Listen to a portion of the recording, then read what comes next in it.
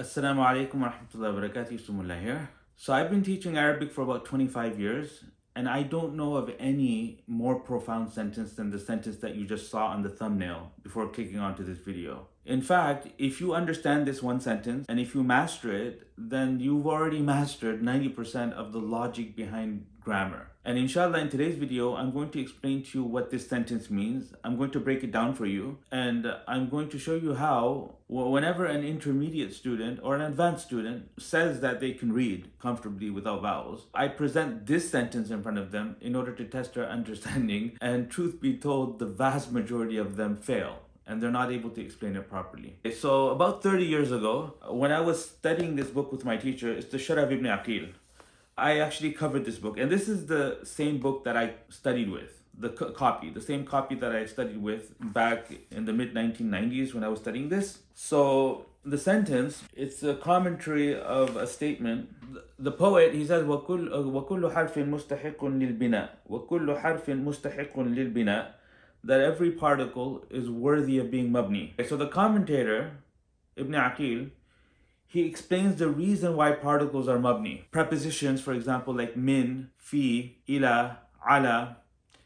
Particles that are used for asking questions like hal and hamza. Particles that are for affirmation like na'am and bala. Particles that are used as connectors or converters like an and anna. There's many particles in the Arabic language, and a lot of them have multiple meanings. So like the min, for example, is a preposition, and what it does is it tells us something about the upcoming noun that otherwise we would not be able to detect, that it is an origin. So you would say something like safartu min al-Basrati, I traveled from Basra. So the from told us something about Basra, that if you remove the from and you say I traveled Basra, then the meaning changes. And Basra is no longer the origin of the travel, but instead the meaning changes, and it's like, what were you doing all day? I traveled Basra. In other words, I took a tour. So the from tells us something about Basra, an attribute. In other words, that is an origin. But the min in the Arabic language can have other meanings. Like min is sometimes used in the meaning of some.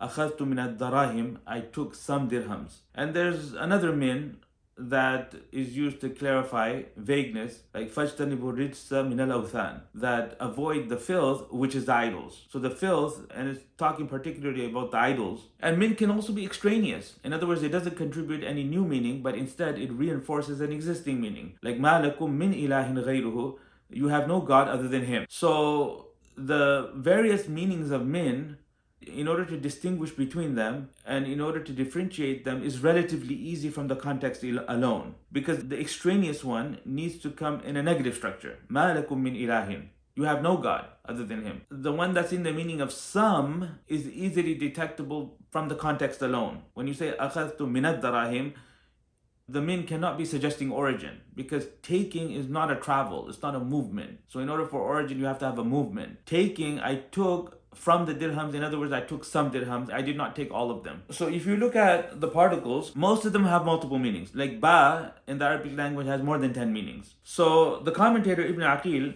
he says that الحروف كلها مبنية, the particles, all of them are mabni, and then he gives the reason. He says إذ لا يعتورها ما. Okay, so what I'll do right now is I'll flash the text on the screen. And if you're an advanced student, then I would suggest to pause the video. Pull out a paper and a pen, pause the video, and try to decipher this line, what you see on the screen right now. And I've given you quite a bit of hint, and I've guided you somewhat to what the topic is, so you have the context. Okay, within the text, he uses the verb يعتبر, that verb in the middle, يعتبر. I can go ahead and give you the vocabulary. يعتبر means to alternate, to come one after the other. That's what يعتبر means. The other verb, تفتقر, that one means to be in need or to depend. And then we have the word dalala.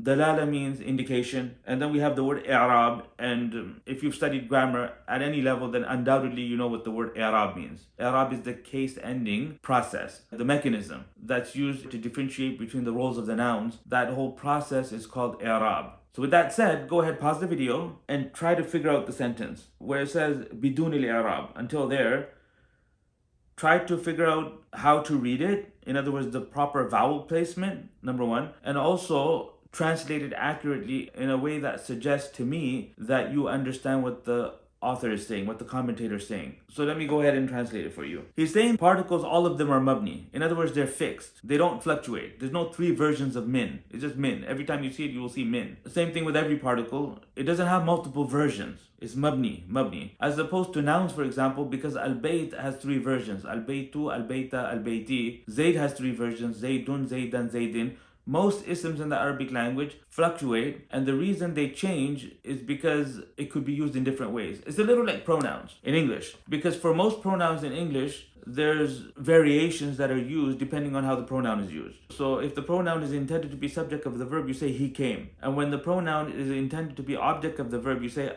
I saw him. And when the pronoun is intended to be the second half of a possessive structure, you would say his pen. So he, him, and his. So this in English only happens in pronouns. In nouns, it doesn't happen. In nouns, regardless of how the noun is used, it will always look the same. So you say the house fell, I entered the house, door of the house. But in Arabic, it would be different. So when words fluctuate and they change based on how they're used, then that's called mu'rab. And when they're fixed, then that's called mabni. So he's saying that all particles in the Arabic language are fixed. Why are they fixed? He says, إِذْ لَا يعتورها ما تفتقر في دلالتها عليه إلى إعراب. Because upon them do not alternate those meanings in indication of which they, the particles, would be in need of a mechanism. In other words, particles, when they're used and they have different meanings, the meanings are easily distinguishable without the need for a mechanism. So you don't need changes within the word in order to tell which min is which min. So the origin one and the clarifying of vagueness one versus the min that's in the meaning of some and the extraneous one, all four of those meanings are easily distinguishable from the context alone. But in the case of nouns, that's not true, because if you have a verb followed by multiple nouns, then you need to be able to tell which of the nouns is the one doing the verb and which of the nouns is the one upon whom the verb is being done, because sequence does not determine grammar. Because there's no rule that says that the subject needs to be the first word and the object needs to be delayed. It could be switched. So how are you supposed to know who hit who? You see? So he's saying that particles are mabni because upon them do not alternate those meanings in indication upon which they, the particles, would be in need of a mechanism. In other words, since this doesn't happen, the particle can remain the same and that would not be problematic. You see, because the context alone is sufficient in order to be able to distinguish which one's which. But that's not the case with the nouns, because the nouns upon them do alternate. So when he says do not alternate in the case of the particles, then the implication is that on the nouns, such meanings do alternate. And it's not talking about the dictionary meanings. It's talking about the roles, the grammatical roles. Right? Because to be a fa'il, to be a subject, is a meaning. To be an object is a meaning. To be the second half of a possessive structure is a meaning. Like we would call it a role, a grammatical role. Okay, but to be consistent with what he's saying, I'm translating it meaning. So the ma in إِذْ لَا يَعْتَبِرُهَا ma, that ma is meanings. Upon them do not alternate those in indication upon which. In other words, those meanings in indication upon which they, the particles, the taftaqiru, the pronoun within taftaqiru is referring to the huruf. The huruf do not alternate upon them those meanings in which the particles would be in need of a mechanism. So since this doesn't happen, the particle can remain the same and that would not be problematic. And then he gives an example. And he says, نَحْوُ أَخَذْتُ مِنَ الدَّرَاهِمِ, such as I took some dirhams, but tabi'idhu mustafadun min lafdhi min. So the meaning of someness, the meaning of partiality, someness, is understood from the word min bidun al-i'rabi, without the need for i'rab, without the need for a mechanism, without the need for an elaborate process, because the ism could be used in 22 different ways. But then those 22 are not easily distinguishable on their own. We need some hints and clues and cues. So the case endings are there in order to differentiate between the roles of the noun, because sequence is not doing it. So how do we do it? We do it through the case endings. So when you see a verb followed by two nouns, the noun which has the dhamma would be the subject, and the noun which has the fatha would be the object, and now you can switch them around and the meaning is still clear. And why would you want to switch them around? For rhetorical effect. Because the audience might already be aware that the hitting happened, and they might already be aware that Zayd is the one that did the hitting, and the new piece of information that you're communicating is that it was Amr that Zayd hit. Amran daraba Zaydun. So when you say Amran daraba Zaydun, or daraba Amran Zaydun, and put Amr first and delay Zayd, the meaning is clear. Because Amr has a distinct case ending which tells you that this is the object, and Zayd has a different case ending which tells you that Zayd is the subject, and the sequence is now flexible. So this is the most profound statement that I've ever found in a book of grammar. And you tell me in the comments whether you feel the same, and tell me how you did when it came to reading it and translating it. So that translation that I gave you, what went into that is to know that the verb يعتور, the verb is empty, it's not carrying a pronoun, إذ لا يعتورها.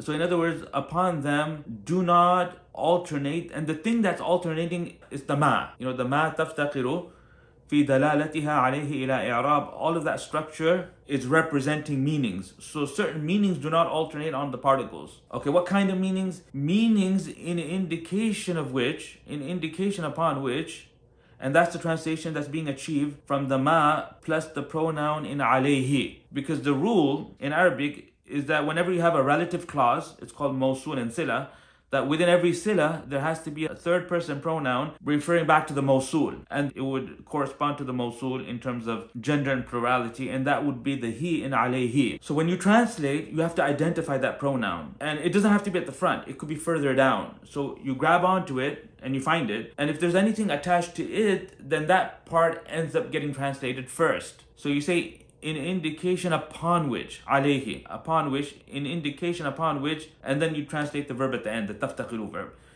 And the pronoun in تفتقر is referring to the particles. In indication upon which they, the particles, would be in need of a mechanism. So he says would be in need of إعراب. And I'm substituting the word إعراب for mechanism. So that's my own made up word. Okay, because the majority of meanings in Arabic, they don't come from words. They come from vowels and patterns and grammatical structures. So there's a mechanism that governs the conveyance of non-word meanings. And part of that is differentiating between the roles of the nouns. So this process that applies to the nouns does not apply to the particles, and for that reason, all particles remain the same and they do not fluctuate. And that concludes this presentation. So let me know what you thought. And inshallah, our premium program will be beginning within a few short weeks. If you're an advanced student, then you can send an email and we can have a discussion, and I can test your level and see whether it's appropriate for you. Otherwise, you can follow the link below and sign up for the premium program. Inshallah, all of the details will be on the page. And with that said, I look forward to speaking with you soon. Assalamu alaikum wa rahmatullahi wa barakatuh.